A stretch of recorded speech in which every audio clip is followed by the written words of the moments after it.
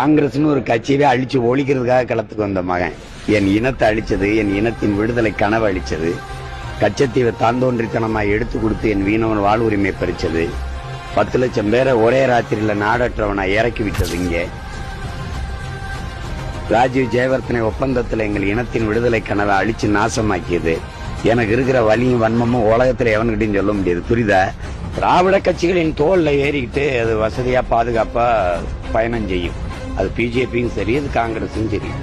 இந்த நிலத்தில் காங்கிரஸ் பிஜேபிக்கு வேலை என்ன?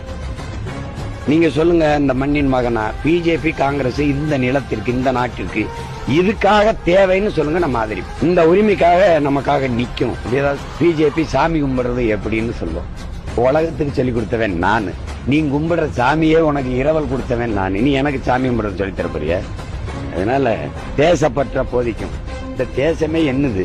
அதனால இவங்களை வச்சுக்கிட்டு என்ன பண்ணுவீங்க? நீங்க காவிரி நதிநீருக்கு நிப்பியா, இல்ல கச்சத்தீவு மீட்புக்கு நிப்பியா, இல்ல முல்லை பேரியாற்று உரிமைக்கு நிப்பியா, என் மொழி செத்து போச்சு மீட்க வருவியா?